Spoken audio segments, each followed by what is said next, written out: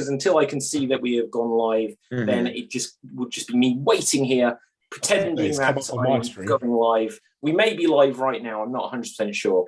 It says directing to YouTube, which is never helpful because I need to be able to see the call. And we are live. Hello. We're live. Hello, everyone. And welcome to the Slam Jam Wrestling Show here on the Extreme Improv Extremes channel.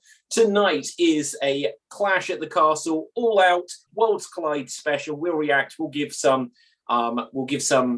previews and predictions. There's breaking news happening constantly tonight. Like earlier today, just to go over some of the headlines, it would seem that there may be a big return, and I literally mean a big return to the WWE. There may be someone on the way out of AEW, and there's all kinds of other stuff that we will cover in the show and so much more. But for now, let's meet to the panel of tonight's show. Gavin, say hello to the people. Hello, people.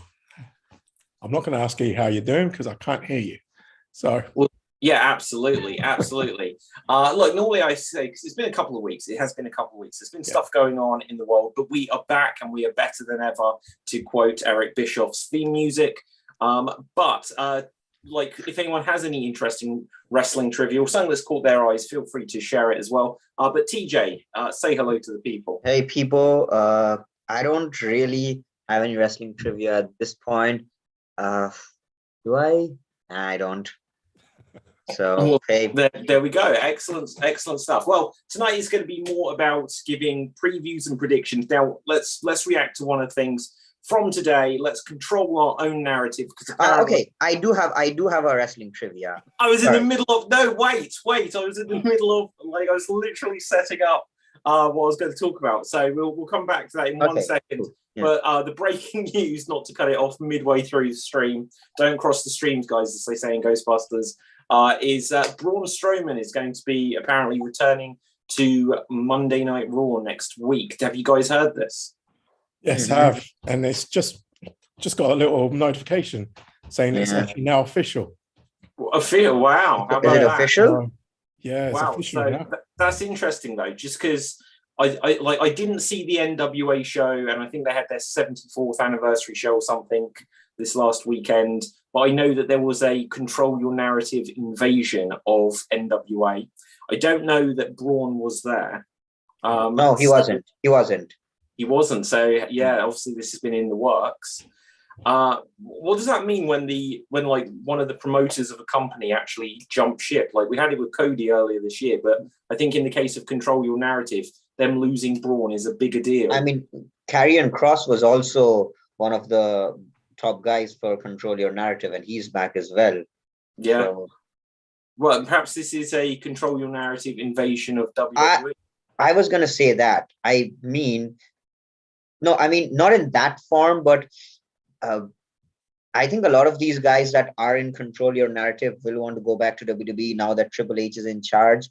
Why not just go with it? Why not have a heel faction? If you're bringing them back, why not just, I don't know, do something about it? Yeah. It's not like Control Your Narrative is like shaking the wrestling world or anything. They're just part of the memes. So yeah. Well, to reach meme status isn't bad, you know. No, true. Yeah, absolutely. Yeah. So, are you guys excited, Gav? Are you excited to see the idea of Braun being back? Not really. I'm just My saying. reaction is this. I think he's going to be a good addition to the roster. Me personally, I was never really a big fan of his, but I do like the big man in the company as well. So yeah. Switches things up a little bit. Yeah, so. It was weird a few months ago when he was released, when they were like, well, they've got Omos now, so there's not a place for him. And I was like, I've never heard of such logic before, because how many times in the past there was Andre and Big John Studd, there was like Sid and Nash and Undertaker and all these 7-footers. And so I don't know why they suddenly felt they could only be Omos. If I'm not wrong, I think it was more of a payment issue. Like they used to pay him a lot and they wanted him to sign a new contract. He didn't want to, so they released him. It was more of like he had one of the top contracts. Yeah. They just didn't want to pay him that much. Wow. It'll be interesting to see. I think part of what's going on here, and maybe this is to Braun's good fortune is since Steph and Triple H have taken over WWE, there is like a change of the tide towards positive feeling, increasing ratings and stuff towards WWE. There's a lot of buzz with people returning to WWE who had been released. And just like AEW had got this run of people turning up and joining the roster and there being a lot of buzz and talk around them, I think WWE are now on a similar thread where people are turning up. Oh, who's Triple H going to bring into his Infinity Gauntlet next and all this? And Braun is a big... Sorry, go on. No, that was it. Go for it, TJ. I would still like to give it like a few weeks or maybe a few months, because I think WWE right now has the cool factor that AEW had when it first started. Because when it first started, if you see a new guy there, you're excited. Now, it's just another debut. So I think WWE right now has the cool factor of Triple H. I would still like to give it, a few months, maybe till WrestleMania, to see, because this is not the first time they are having really good, consistent booking. Like, if you remember when people from NXT started showing up back in 2000, and when Rollins cashed in, we didn't. Yeah. Did we expect Rollins cashing in at WrestleMania? We had Kevin Owens pinning John Cena in his first main roster match, clean. So we had a lot of good booking back then. But then again, if you remember SmackDown after the brand split, people started calling SmackDown the A show. Also on Raw, then when Kevin Owens won the Universal title, with the thing they did with Owens and Jericho, that best friend thing, they have been entertaining. But will they maintain this? That is, or will I guess this is like the honeymoon period, isn't it? Really? Yeah. With, Definitely. Yeah. Some stuff. So it always goes up and then it kind of plateaus and then hopefully it doesn't fall down. Hopefully. Yeah. Well, okay. So here's the thing: for what we can judge from Triple H, like the criticism I think that NXT has had over the years is that it was like good level wrestling, and like the matches were like very exciting, a bit more leaning towards smaller guys. A lot of them had got a similar look to each other. But was there a time where NXT under Triple H was ever seen as being bad? No. So if that is like the minimum standard, and especially with some of the NXT guys that he's bringing back, or some of the ones that were brought up to the main roster and then not really used, that Triple H will now be able to get his claws back into, I feel like we're not going to have the choo-choo train noises with Braun coming back. I feel it'll be exciting to see what will Braun be like with Triple H in charge. However, here's also something that we need to think of. I think we've had this discussion before when we were talking about NXT 2.0. So a lot of people complained that guys in NXT, they would be like here, and then in the main roster they would be like here. They would not. That is probably because I don't think NXT 1, at least back then, it was not a developmental. It was something to please the more smart version of it. Was WWE's version of AEW. It was something completely aimed towards the hardcore fans. Now, I saw a tweet by some guy called Rajgiri. Apparently, he's someone who's big in the wrestling journalist side. He was complaining about Ishii versus Eddie Kingston happening on the pre-show. He's like, this is not something that's going to expand the business. So now putting the title on someone like Johnny Gargano or Tommaso Ciampa, the hardcore fan base might love it, but wouldn't it make more of a WWE sense to put the title on someone like Braun Breaker or someone they can market more? So we also have to see possibly. But and again, that's probably going by what we already know from how WWE has done things over the years. This is going to be like the first time WWE has truly been something completely different since Vince Senior, since Vincent J. McMahon.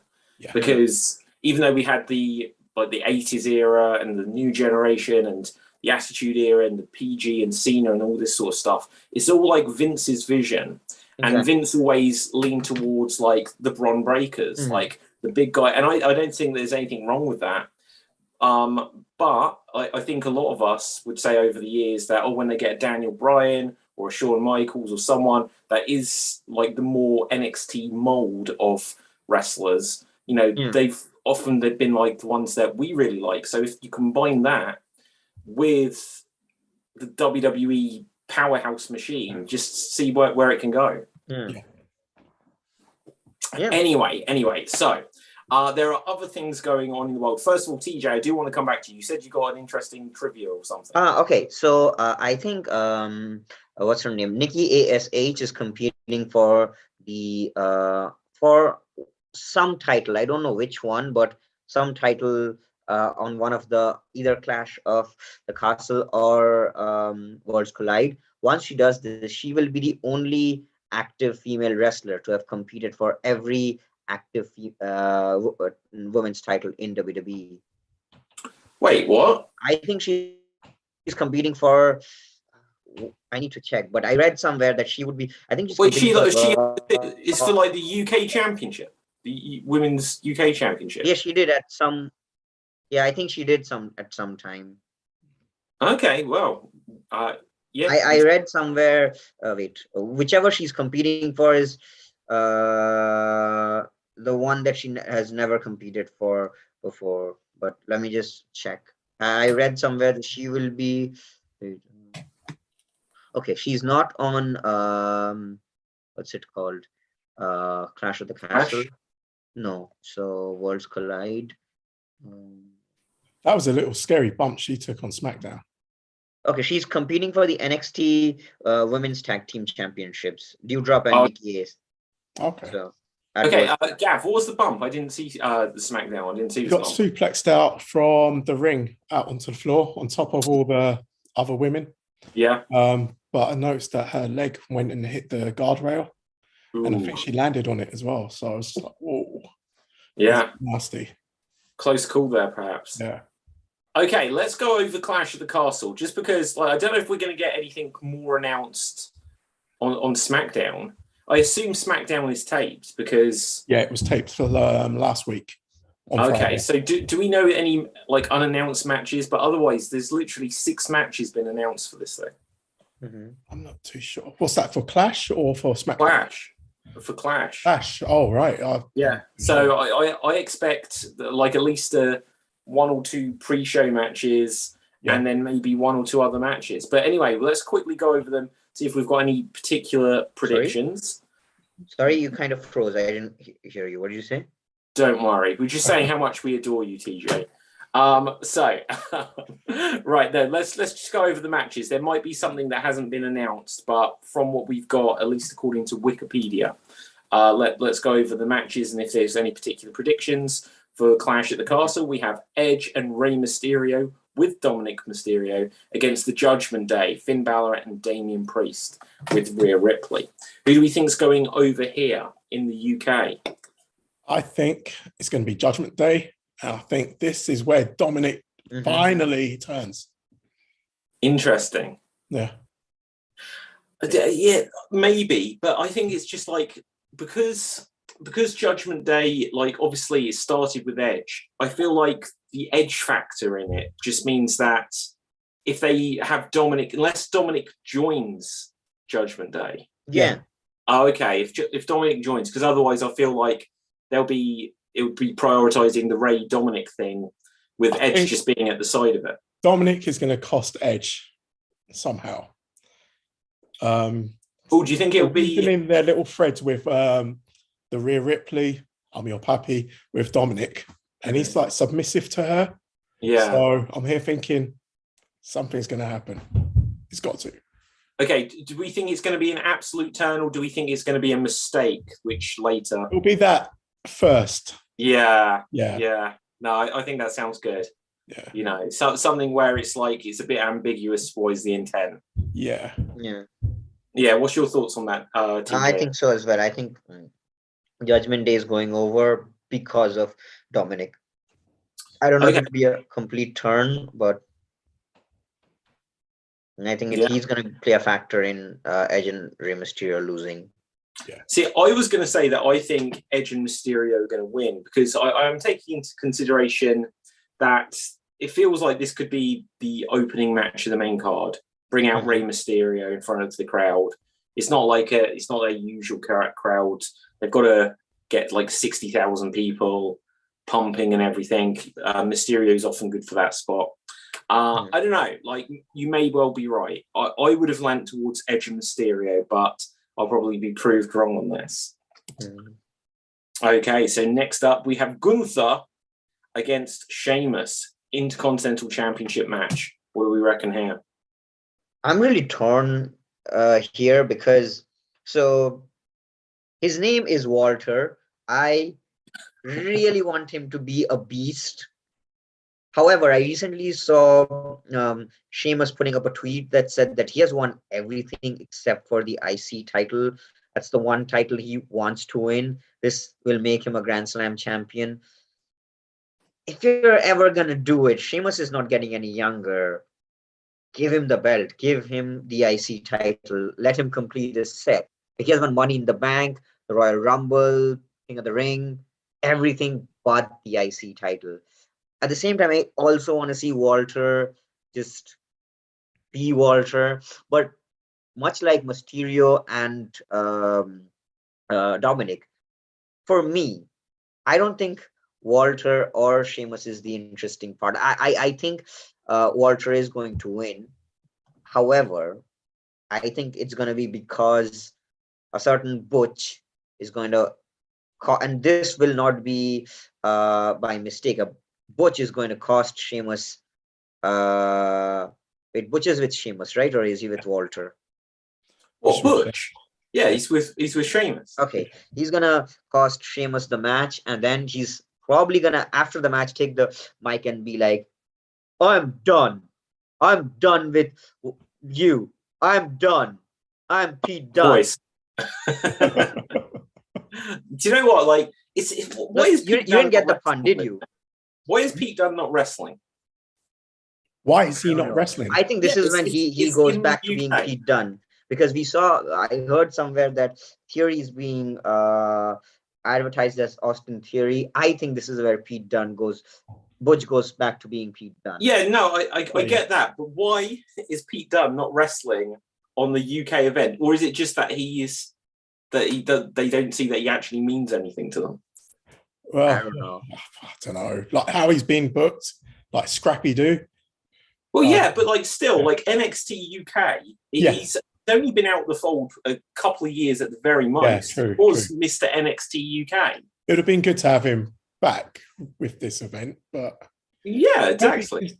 Maybe he's going to be in another match, maybe a little filter. I don't know. Yeah, like it feels like there should have been something, but you know, my other thought again, like looking at this from the perspective as the first stadium show in the UK since SummerSlam 1992, which incidentally I watched this week.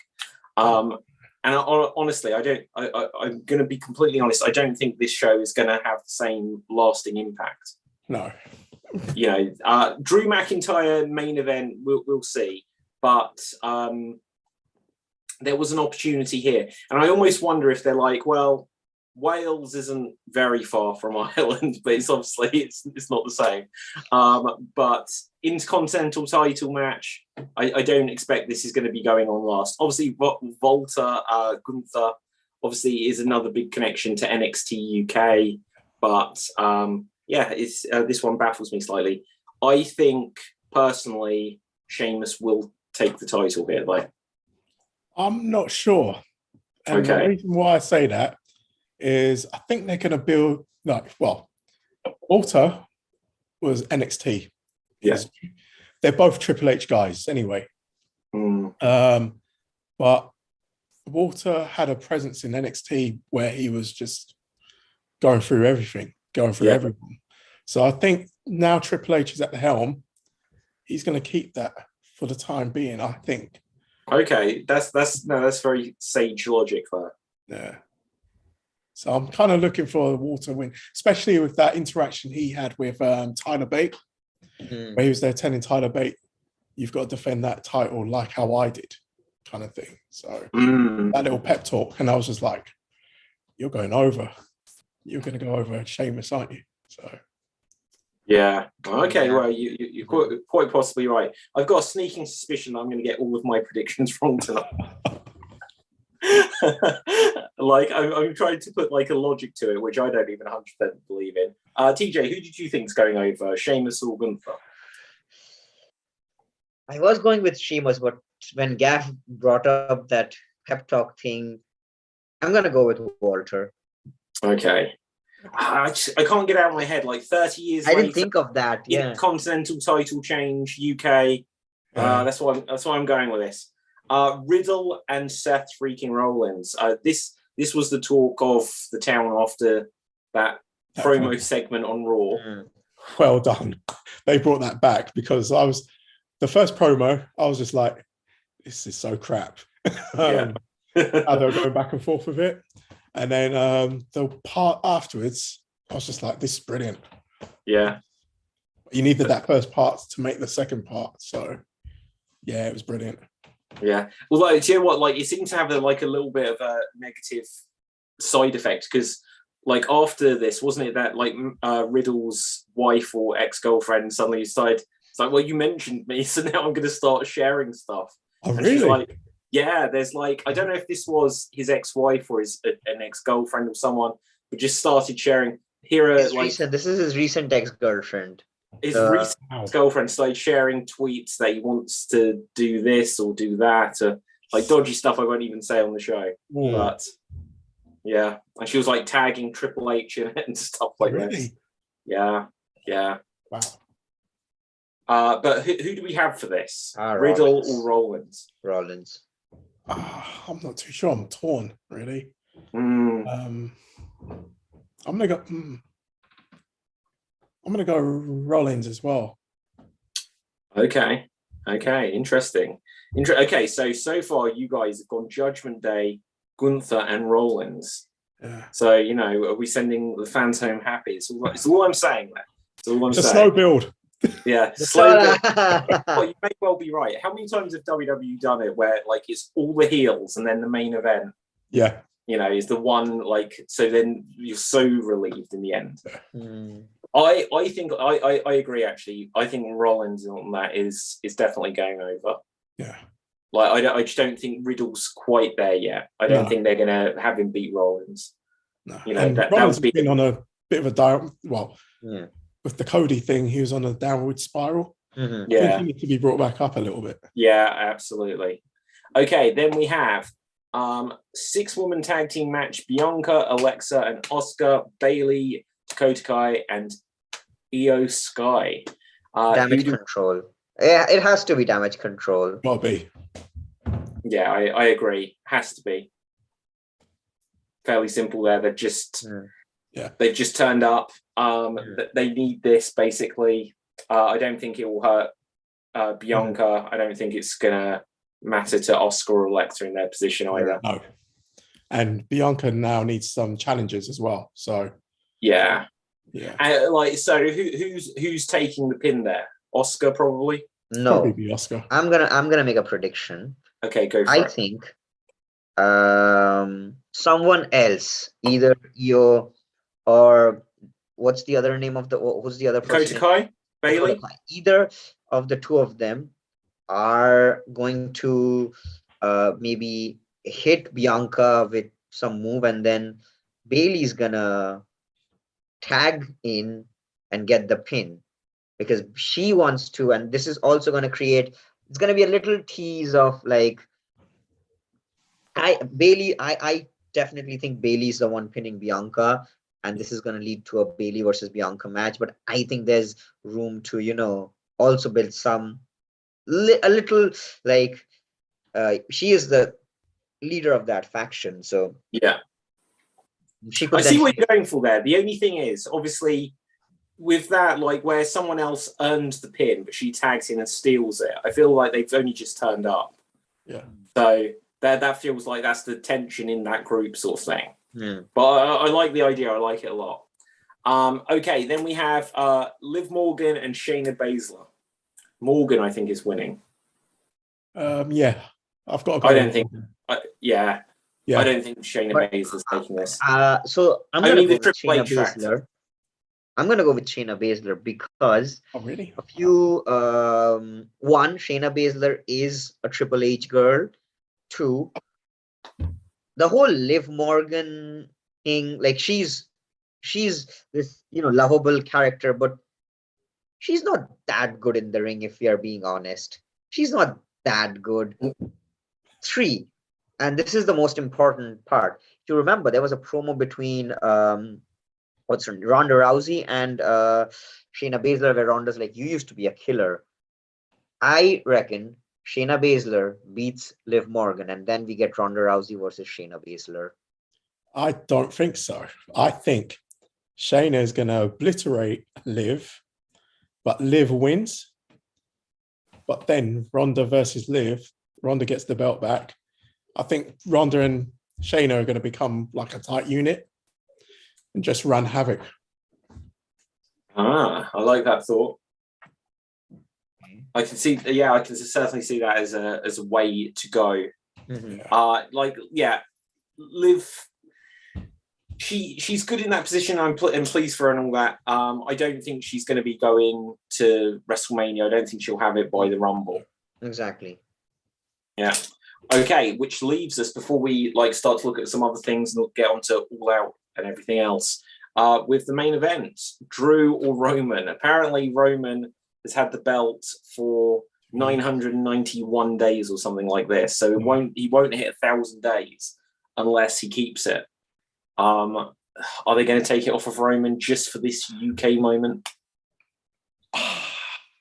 See, a couple of weeks ago, I would have said no straight away. But with the whole video package that was put in place for Drew, and this is now like the ideal time for putting the title on Drew. Yeah. With the whole 2-year celebration as well. Maybe that's what's thrown everyone as well. We're having a 2-year celebration on SmackDown beforehand. And maybe we're all thinking, oh yeah, they're just doing that to make us think that he's going to lose. And maybe Roman still wins it. This is Drew's hometown. Just two countries away. Yeah, absolutely. Yeah, so it's like saying someone from America, they're close to home in Argentina. Has there ever been a WWE superstar from Wales? Who am I forgetting? Rob Conway? Not Rob Conway. The big guy, Mason Ryan. Oh, wow. Mason Ryan. What's her name? No. What's her Rob name? Terry. There was a female wrestler. Okay, yeah, wasn't he in TNA? Rob Terry. Yeah. Okay. Wow. Welsh. There was a female wrestler. I'm forgetting her name. She thinks Kane is her favorite wrestler, and Tegan Knox. Tegan Knox, yeah. Yeah. Welsh. I did not know that either. Maybe that's her return. Who knows? Yeah. I don't know. Yeah. So here's the thing, that Drew McIntyre was absolutely the guy for this spot. Mm-hmm. I feel like Drew kind of deserves, after the pandemic WrestleMania win, no audience. Basically, then he was in front of an audience when I think Lashley was champion and Lashley retained, which I agreed with at the time. Yeah. But it meant that Drew has never been world champion in front of anyone. Yeah. So if they don't do it now, I don't know when they'll do it. And I think that even if he loses it, hopefully not in a week's time, if he was to lose it at the next pay-per-view, back to Roman, they could just pick up the Roman storyline. Yeah. They could find some, especially with Heyman there could be something happen, a rope breaks or something, where even though it would be in the record book, they could always say that doesn't count, and that they could still antagonize the audience with, he's been world champion for 1,000 and however many days. Exactly. Something like that. Or I half expect it's going to be there's some detail in the contract where it turns out he's only lost the world title and not. That's what I was expecting. I was there. They're going to split the titles up because, to be honest, I think Raw needs that one of the titles anyway. To make it. I think one of the network. I can't remember what's Raw on. Is it on USA? USA, and I think they want a champion on that show as well. So. Well, yeah, So I am going to disagree with both of you. Oh, really? Right. because I have some reasons. So, firstly, I think Roman, because so Roman's kind of like this final boss. He has reached that status, and I'm not a Roman Reigns fan at all. I am someone who does not acknowledge him, but he is kind of the final boss of WWE. The person to beat him should, in my opinion, and you might see stuff like this with Triple H in Power, be someone completely new, someone who has never won a world title, someone who, goes against the odds. But even keeping Theory? that aside, um, Who was that, Gab? Theory?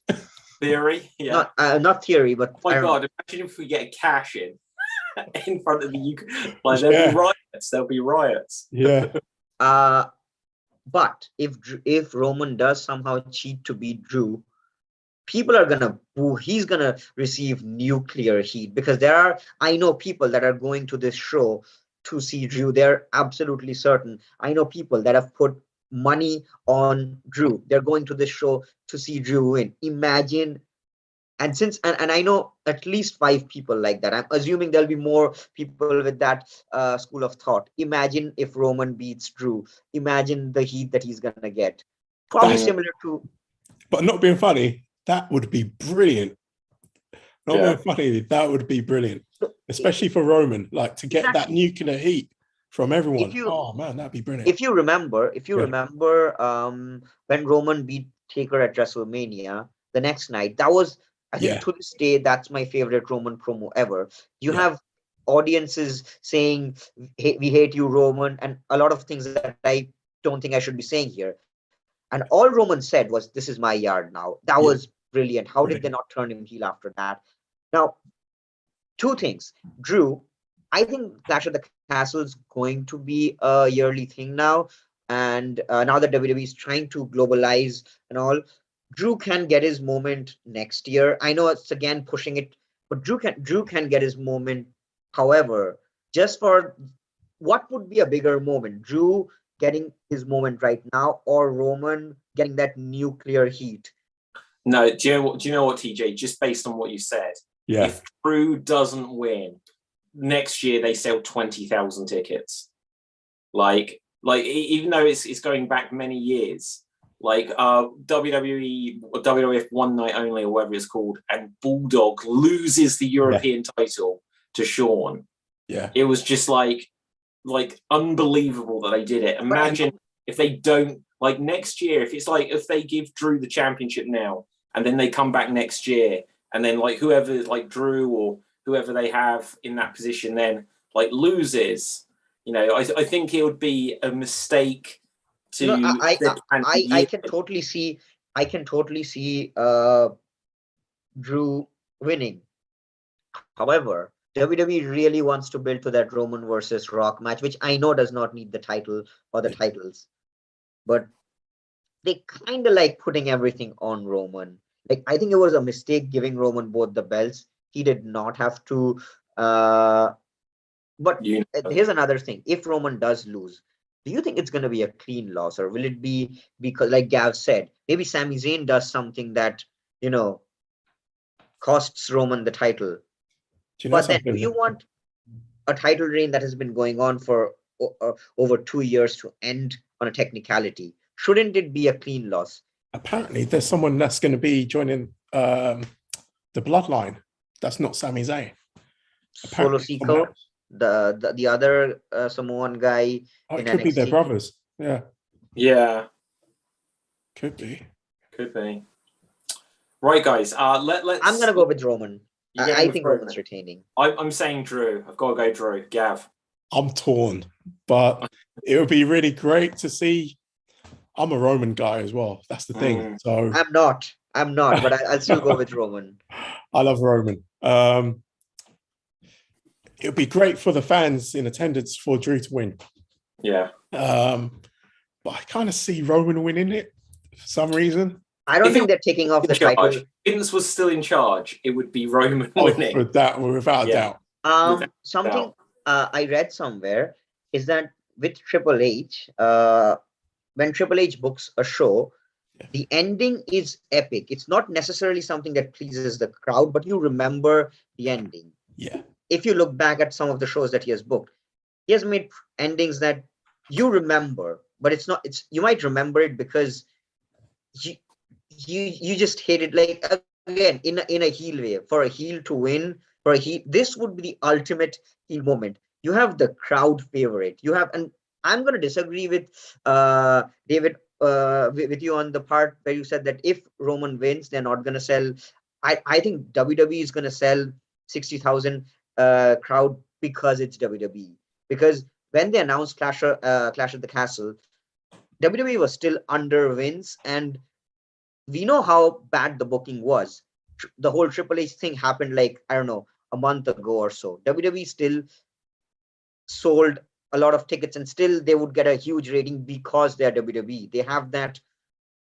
But like they haven't sold out. They haven't sold out. And SummerSlam 92, I think, was like, even if they booked the books, it was like 80,000. That's right. Yeah. So it's less. That's like also probably because that's a different time. Like right now, wrestling, and there's so much to watch. Like a lot of people, like for example, it's no secret that I'm not huge on WWE. If WWE came to Germany, the card would have to be really good for me to say. If I live in Bremen, and I don't think they're gonna come to Bremen. They're gonna go to a Berlin or a Frankfurt or a Munich. Would I go if Berlin's still closed? Would I go to Munich or Frankfurt if the card is not that good? I went to Frankfurt for a house show. No way. WWE house show. Yeah. Okay. That's insane, man. Yeah. Well, I didn't actually book it. It was my wife who actually booked it for me. It was a little surprise, and I was just like, "Where are we going? We're going Germany." Well, that's cool though. That's cool. Yeah. Like, especially like you go with your wife, partner, or whatever, and then you're in another country. That's cool. Yeah. That's awesome. Okay, I've got one more thought that's literally just come to my mind. So, Tyson Fury. So Tyson Fury is going to definitely be, because there's like a WrestleFest or something there the day before. It's been said that he's going to be at the event. I think Drew wins, or maybe Drew loses, or whatever happens. The final image of the show, based on what you said, TJ, is Drew and Tyson Fury face to face, and that will be how they sell next year's show. Yeah. That's what they're going to do. For that, Drew has to win. You can't do that with Drew losing. Unless Tyson costs him. You know, maybe he gets him disqualified. Maybe the bloodline come in, and then Roman they're all dominating, and Tyson Fury hops over the barricade and then starts slamming them down. Roman's there, bang, like this. The bell rings. Yeah. And then Roman runs out, the bloodline of he's holding up Jimmy Uso or whatever. And then Drew comes up like, what's happened? And then he turns around, and then there's just going to be a fight or whatever. Imagine like the Mike Tyson Steve Austin fight from that Raw, but Tyson Fury Drew McIntyre at the pull apart, everyone going crazy for the last 10 minutes of the show. Then the Undertaker's music, dong dong. Well, Undertaker has a one-man show in Cardiff the day before, which I think is balmy. We said about TED Talk Taker, but he's actually doing it in Cardiff, of all places. He's guys. Sold out one night, so he's got 2 nights now, hasn't he? Has he now? He's got Friday. No, that's tomorrow night. It's tomorrow night as well. So, I did not know this. Yeah. Okay, right. Let's have a quick look, because we're going to start to run low on time. But let's have a look at All Out. Just let's rattle through some of this. Let's skip over the pre-show. In fact, well, on the pre-show, Kip Sabian is wrestling for the first time in a year. Park's winning though. Park's still winning. Of course he is. Yeah. Right. But so I don't even quite know why Kip Sabian is being brought back. Then main card, Bryan Danielson, Jericho. Apparently, first time ever. Is that what I'm hearing? Is it? I don't know. First time ever since. Is it just because of the Lionheart? I think they had I think they had a match in NXT. Oh wow. Yeah, they did. Yeah, that was Jericho's the champion, wasn't he? Yeah. And that was the original NXT. The original, yeah. The original NXT. How about that? Okay, who do we think's going over here? Danielson, yeah. Yeah, I agree. I think it needs to be Danielson. I think I feel like we're gonna get a lot of this over here, but I think it's also gonna be because of Daniel Garcia doing something that's gonna cost Jericho the match, because I don't know if you guys saw that part or not, which was one of my favorite moments from Dynamite, where uh, they did this match between Danielson and Garcia, and after the match, Jericho attacked Danielson, and Garcia was like, "No," yeah, and then the audience started chanting, "You're a wrestler," and Yeah. Jericho's like, "No, you're a sports entertainer," and the fans are like, "You're a wrestler." I think Garcia is going to do something that's going to cost Jericho the match. Okay, yeah. Yeah, I think Danielson is going over. I think that Danielson basically joining the Blackpool like Combat golf club or whatever it was. Yeah. I think that's like just like his momentum. He came in, he was on fire. I think Garcia is going to join that as well. Yeah, loads of people are going to join it. Regal will be on commentary, which is hilarious. It's great on commentary. It's how he took the Excalibur. Well, what is that? I'm going to What? gobble you up. Oh, cupcake, whatever he says. It's like, what is this? Like, what is Regal's character nowadays? I don't quite get it, but it's brilliant. Like, it's brilliant. Okay, let's rattle on through. Okay, so we have Tony Storm, Dr. Britt Baker, DMD, Jamie Hayter, and Hikaru Shida. And Storm. this is for the interim Women's Championship. Tony Storm. Then they're going to do a Thunder Rosa versus Tony Storm. Yeah. How long is Rosa out? Do we know? Not sure. I think it's a back injury, isn't it? Yeah. It was the interesting thing from like a week ago, whenever it was, where they kind of had it like announced that she's got to give up the title, and then I think what probably literally happened is someone was backstage and just said like, well, Punk was just injured and you said interim, so how can you now just strip someone of the title? Yeah. So the whole interim thing it's dug them into a hole now. Yeah. You know, especially Another thing is, go on. what I was going to say is, why didn't she go out to the ring? Why was she not allowed to? Then again, if she's hurt, there has actually been some criticism where people were asking, why did CM Punk get 8 minutes and not Thunder Rosa? To which Tony Khan said, because CM Punk 8-minute promo is a bigger draw. Which, well, do you know what? Like there is the side to it that you know, in one sense, is fair enough. But why not anything? Like, why was it backstage promo? Why not just something in the ring? Yeah. Again, he could have dodged the question. He could have said anything but that. Like, you are essentially going against like them going for what's a draw. This is what you kind of said you wouldn't do. This is like the whole appeal of AEW was that I also something that I didn't really find funny was like there was like from last week's Dynamite, there was after Dynamite went off air, there was this segment between Will Ospreay and the Aussie Open and the Elite, where Kenny Omega just says, "Welcome to the big leagues, kids." And again, this is something that they have since the start of AEW. Like, for me, the fact that a promotion which has a lot of money, but then they don't have that like that pride. They don't have that thing. Like, I've always said that AEW is kind of the face promotion. WWE has always tried to be the heel promotion. So if one of the EVPs are like, hey, I mean, Will Ospreay is one of the best wrestlers on the planet. If you are Aussie Open's one of the best tag teams on the planet, nothing against the Elite, but if you being the big leagues is because your boss has more money, how are you different from WWE? WWE, they have a lot of good talent as well. But I mean, if we give Seth Rollins criticism for talking about his bank balance, this is working the crowd though. How much of it is it working the internet? I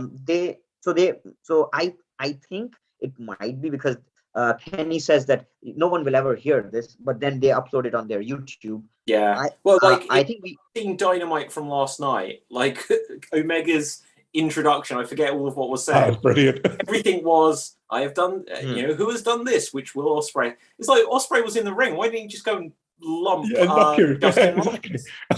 It's like, I wouldn't just stand there and let this be announced.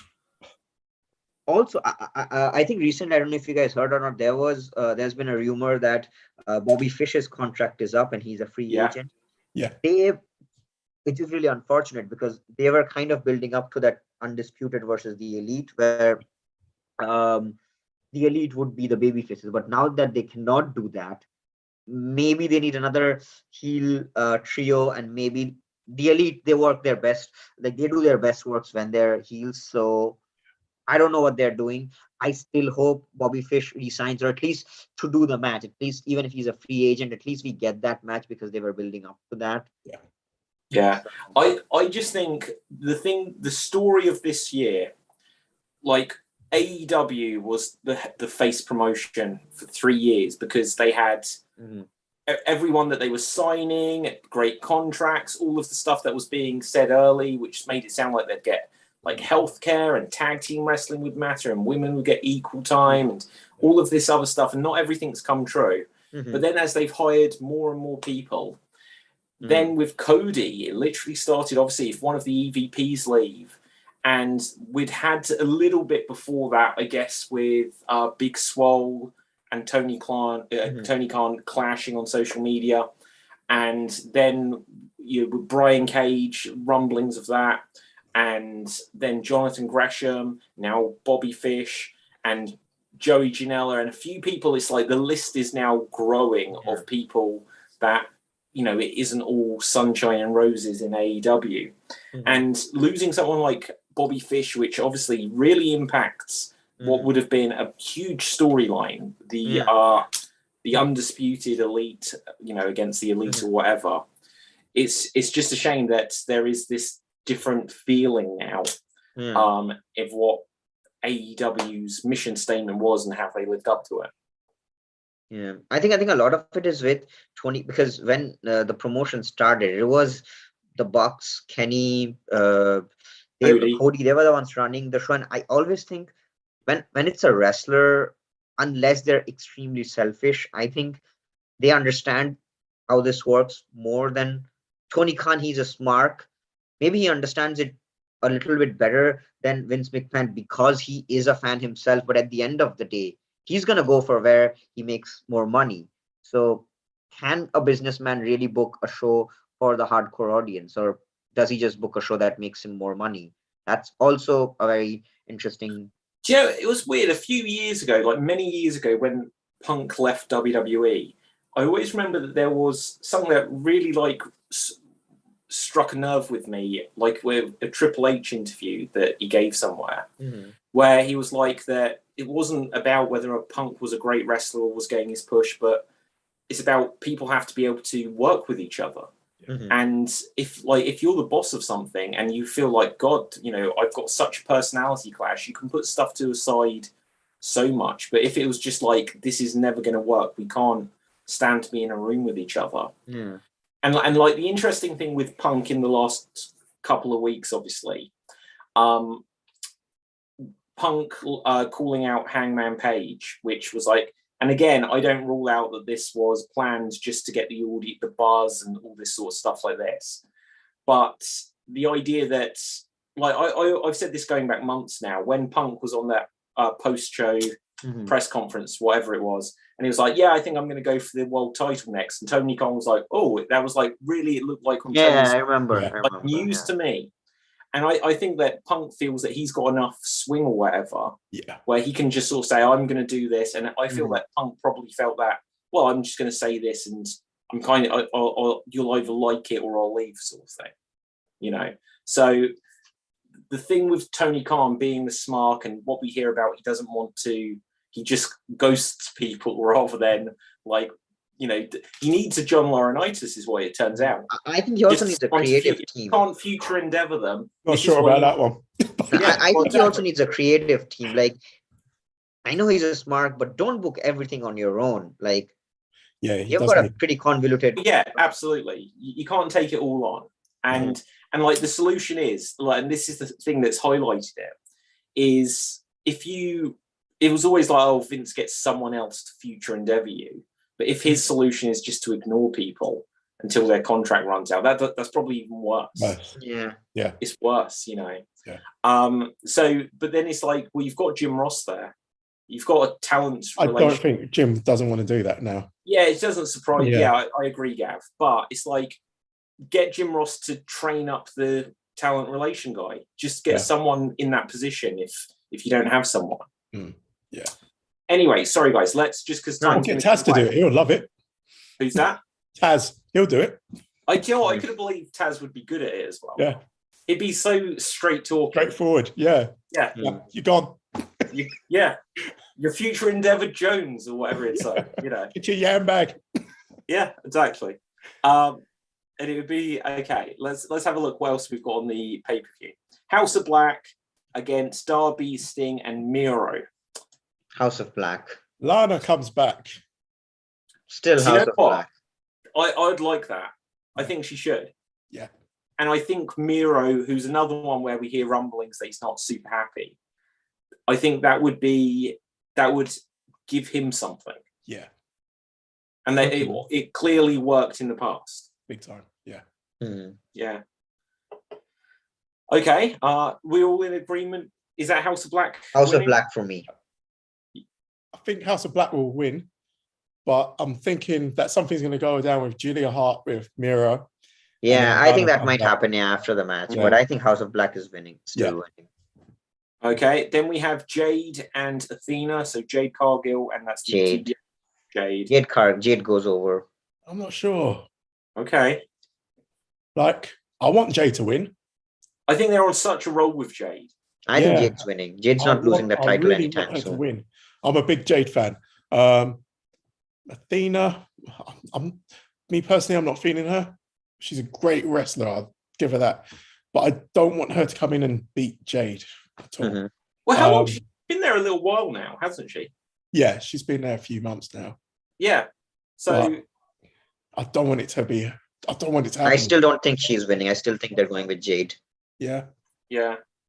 I think it has to be Jade. Like in terms of the women's division, like Jade and the TBS title kind of trumps the world title at the moment. It's a bit Romanish, like who beats Jade now? Exactly.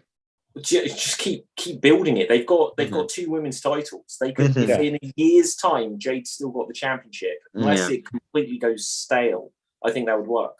Now, and the other thing is, because of like Jade's role, I actually think her title was more than the actual women's title. Yeah. Yeah. Absolutely. Yeah. Okay, so then we've got this will be an interesting match. Christian Cage and Jungle or Jack Perry. He's going to be Jack Perry. Jungle Boy's winning. Got to be. Yeah, has to be. Although it was a year ago, Christian lost in the main event of All Out. He's losing again. Lose his second year in a row. I think he'll put Jungle Boy over. I don't know if he can do it. I think Christian's there to put people over. I think Christian's there to put people over. I think he is like not the most selfish wrestler. I think he's going to put Jungle Boy over. Do you know what? Screw it. I'm going Christian Cage on this one. Really? Yeah. There's something about it. Just like every point you guys just made was absolutely I agree with. But there's just something about it where I feel like Christian Cage, if he loses this, then what? If he wins this, he can always put Jungle Boy over, and then they can have a bigger grudge match later or something. How long is Christian going to go on for? I don't know. How old is he? He's what, 40? 47 or something? Let's have a look. 48. Yeah, so like you've got to put the youngster over, really. Yeah. I think Jungle Boy's winning. Yeah, I think so. Okay, next up we have Wardlow and FTR against Lethal and the Motor City Machine Guns. Wardlow and FTR. Yeah, I think it's got to be Wardlow. Well, Wardlow with everything that he's done, and FTR with the role they're on. Yeah. They're not going to put the TNA guys over, basically. No. And put FTR in the video games. Thank you. Sorry, that's all I've got to say. It's got to be just on that there's going to be like the first download content or something. It's going to be the FTR pack or something like this. Got to be. Yeah. It's like crazy otherwise. Crazy stuff. Okay, next up we have Casino Ladder Match, and we've got a mystery person. So there's going to be a few debuts probably. Tony Khan never lets a pay-per-view go by without 2 or 3 people debuting. He already said that after All Out, they're gonna have their best roster ever. So. Oh, really? Yeah. Yeah, like, apparently Dwayne's going to show up or something. He's going to be the mystery guy. But okay, we've got Claudio, Wheeler Yuta, Penta El Zero Miedo, Ray Phoenix, Rush, Andrade, and Dante Martin, and the mystery opponent. Who do we think's winning this? MJF. The mystery opponent. Oh, who did you say? MJF. Feels like, do you know what? I hadn't considered that. It feels like it could be, though. Yeah. I also think it's going to be MJF. Wow. I don't have a better prediction on that. And just looking at this list, I don't really know who it could be. I think it's going to be whoever the mystery person is. It's going to be MJF. I'll tell you why in some time. Yeah. In some time. Okay, we've only got about like 5 minutes left that we can do on this show, just because I've got another show. It'll be on this show, trust me. No, okay, right. Okay, then we have Swerve in Our Glory against the Acclaimed. Swerve in Our Glory. Too soon for them to lose the titles. It's the Acclaim. It's the Acclaim. It's the Acclaimed? Everybody loves the Acclaim. I mean, everybody. I agree, Gav. Yeah. Like, if they don't win, like Swerve and Keith Lee, I've never quite got into, like, it feels such a thrown together team. Yeah. And let's have them split up. They will, but I don't think it's right now. When did they win it? Sorry?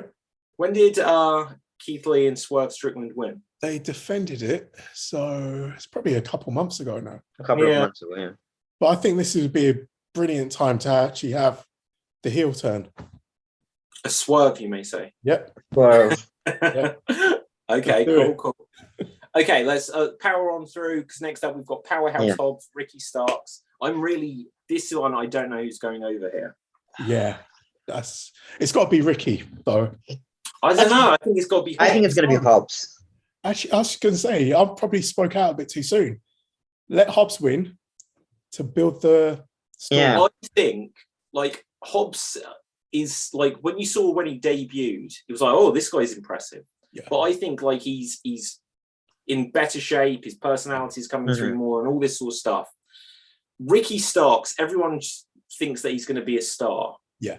I think he can take a loss here. Exactly. He'll bounce back. Is my feeling. Yeah. If Hobbs loses, then he's going to float a little bit. And the other thing is, like, they're really good friends in real life, so I think he'll probably try to build Hobbs up as well. So I can see that. Yeah. Mm-hmm. Okay, and then we've got the Elite, and they will be against. Who are they? It's gonna be the Dark Order. It's gonna be the Dark Order. It is the Dark Order, I believe. Actually, yeah. You think the Dark Order are going to win? Well, Hangman joined the Dark Order. He replaced Ken, so it's Hangman's like in. Is this for Rampage? Yeah. I mean, he replaced them on Dynamite because 10 got injured, but yeah, I think it's gonna be the Elite. I think the Elite. Look, if they Omega's just returned. So I think it's got to be the Elite. Yeah, but then again, it makes sense if the picture that you get from here is the Elite, they win, and then the Undisputed, and you have a face-off between those two factions. But we don't know Bobby Fish, is he resigning? If that doesn't happen, like I think But you know what? There may be like a red herring in here. Bobby Fish, red herring, right? But there may be a red herring, so everyone's like, "Oh, that's literal red herring." Yeah, literal red herring. So they could do that. I also, like, on Twitter earlier today, I think Will Ospreay was like, "That's my last AEW appearance for a while. Thanks." That could even be a red herring. Could be. Yeah. He could turn up like towards the end, hit Omega with a big move, cost him it. And then that might even be setting up, because look, the Forbidden Door has to go back the other way. And I know New Japan have had like a bunch of AEW guys before the Forbidden Door opened, but I feel like they're going to want Omega versus Ospreay, and they might say, well, look, we'll let you have these guys, but this is the match we want. And I think Omega would probably want that in New Japan as well. Yeah. Okay, and then lastly, we've got Moxley and Punk, which this is in Chicago, isn't it? Okay. Is it? It's in Chicago, yeah. Punk wins and turns heel. Yeah, I think he's definitely turning heel. Yeah. That's the reason. So you have MJF. You guys froze. Can you hear me? Can Yeah. you guys hear me? Yeah. Oh, sorry, you guys froze. So that the reason I said I'm gonna mention why I think MJF wins is when MJF wins, people would think it's gonna be a heel MJF versus a face Punk. I think Punk turns heel in Chicago, and the final snap that we get from the night is MJF and Punk having a face off. Yeah. I think they're gonna have a tweener MJF versus a heel Punk. Yeah, Punk I think so. win. I think the same thing. Yeah. Otherwise, this makes no sense. Like, because he's always there saying he doesn't know if he's the bad guy or the good guy. He's been teasing it for a little while, so this is where he turns. If he doesn't, it makes no sense. And because it'll be mostly like an Austin turn at WrestleMania 17 in his hometown after winning the belt, kind of thing. Yeah. Yeah. I don't know. I don't know on that one. So like them, having Punk get squashed, and then so what? Like from a kayfabe point of view, if Punk had waited for one more week, he would have beaten Moxley. If Punk does not turn heel, if it's just a Punk clean victory, then the whole 2-minute squash would mean nothing. Like that would be bad booking. I'm going with Punk and a heel turn. Yeah. Okay, just having a quick look here, just because we have to wrap things in a second anyway. So WWE an hour ago, Tyson Fury will be live at ringside, apparently. Look at that. It actually looked like for a moment that Tyson Fury was on the show. But yeah, so there you go. Tyson Fury's on the show. So he's going to be at ringside. He's only going to be getting involved with McIntyre. That's what they're heading for there. I don't know if there's any other breaking news here. Okay, so this is the interesting thing I just saw. On the AEW media call, Tony Khan said that when Triple H and Stephanie took over, he was more optimistic that there could be some kind of collaboration. Yeah. Now he's less than optimistic given how they've treated him. Now that's interesting. Look, the thing is though, Triple H takes over and Tony Khan literally put AEW against NXT, and you think Triple H then takes a loss, loses his job, and now he comes back, he isn't going to want to fight. And then, like, I was going to say, like, he's there saying about Triple H trying to take talent off of him as well. So he's there sent out a cease and desist, I think. Yeah. Yeah. So, well, who was he trying to, like, we never found out who he was apparently WWE, they've tried. Hello? Tried what, TJ? I mean, there were reports of WWE trying to contact people from AEW, and like, so it's one thing if you're a friend, but people from WWE management have, I don't know, like there was a report and the talent in AEW said that they were happy, they don't want to, but WWE offered to buy out someone's contract. So I don't know. Must be Adam, baby. Maybe. Probably. Yeah. Or maybe it was Swerve because they just brought back true. Hit Row and whoever else. Who knows? Right, anyway, guys, we're gonna have to wrap it there just because we've got this next show in a few minutes. Let's find out where we can find everyone on the social media. Gav, where can the people find you? You can find me right here. Boom. Awesome. TJ. You can find me making choo-choo noises or showing my artwork in All Elite TJ Ripper on Instagram. Okay, and you can find me on Facebook, Instagram, and Twitter at David Pistansky. I'm just going to find an Iron Sheik tweet just because we haven't given one in a while. And let's see what we've got here. We've got if you were too hot to trot, go fuck yourself. And that is the latest we have from the Iron Sheik. So with that, guys, until next time, ciao for now and enjoy this weekend of wrestling. We didn't even get onto NXT Worlds Collide.